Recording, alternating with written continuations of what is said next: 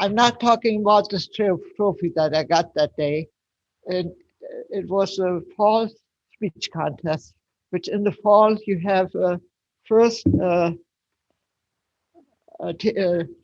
table topics or various things. That day they had a tall tale, and I got a trophy for the tall tale because I belonged to 3 clubs. One the club wouldn't have a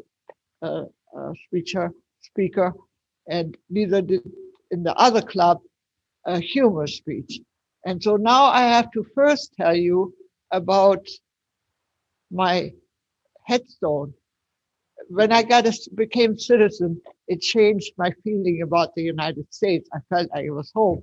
And so I want to be buried in this country.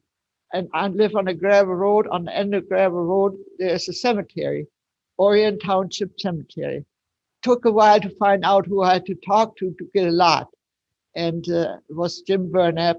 So he said, I see you Sunday afternoon at 2:00. So I told 3 other couples came that same day at 2:00 and got a lot.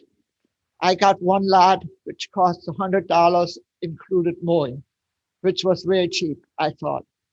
So I had enough money for a headstone. So I went to Lewiston and I picked out a gray one. And he says, let's go in the office and tell me what you want on it. And I said, well, Hanna on the top in Chatfield. I live on top of a hill in Chatfield. The crazy German woman on top of the hill, Hanna. And then I've been divorced like for 13, 14 years, but I never changed my married name. My married name is Elshoff. My maiden name is Wallace behind it. I was born in 1942. I counted on my fingers. I have this and that plan. I have to live to be 110 to get everything done. So 1942 plus 110, that brings it to 2052. And he gives me a blank look. I said, you never had a request before? He said, no. What if it doesn't happen? I said, who cares? And that's how we left it. And I thought he's not going to put it on there. A couple of months later, it showed up and it was on there in stone as you see it. And I put, that's my only piece of property I have. I live on a farm, but in my brother's name, he came over to buy it and then he left and they left it for me to take care of.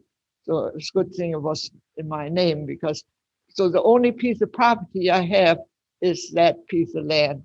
So I put flowers there every year. First, I put flowers myself, and they always died because I forgot to water them. And then I found out I belong to Lions Club in Chatfield. I found out a guy goes around and he had to do his in-laws flowers, so he does it for a job.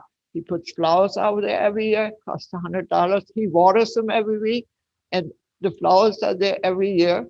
In the fall, he put a wreath there. So I decorate my little piece of property all the time. Might as well enjoy it now. Once I'm dead, I can't see it. So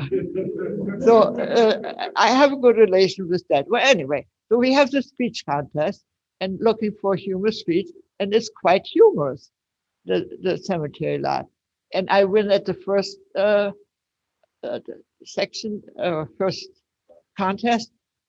And I go to the second contest, and now we were at the third contest in Villa Maria in the town by Lake City.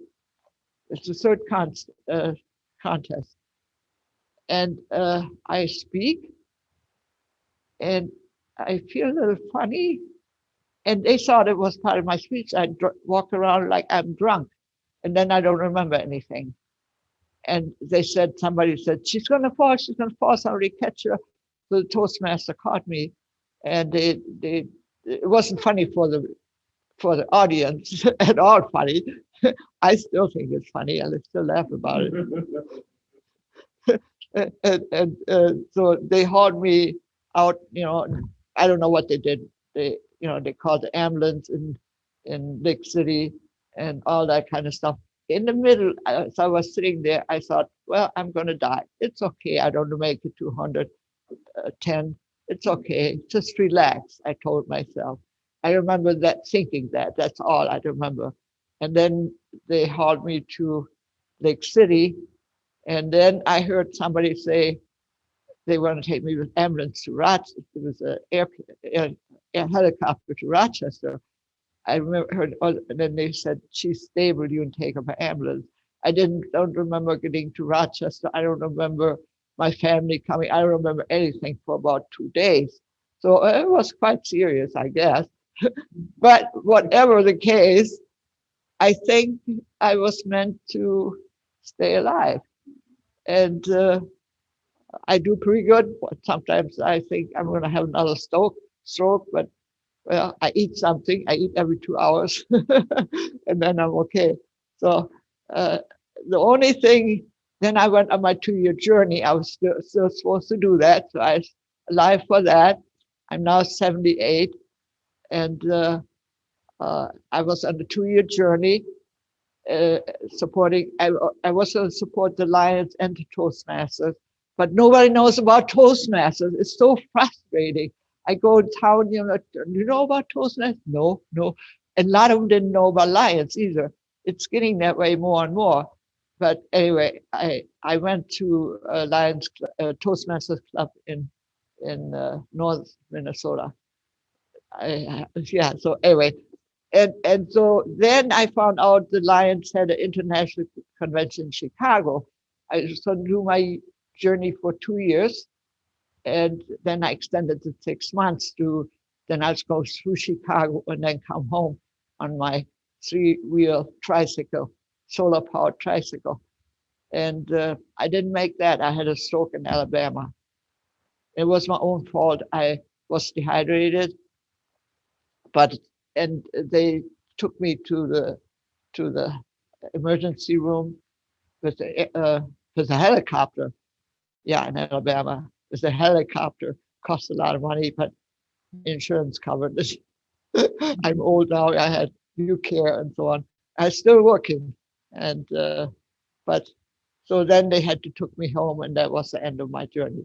And now I hope to stay alive. I don't know. Maybe I'll make it to 110. I doubt it, but that's my plan, Miss Madam Toastmaster.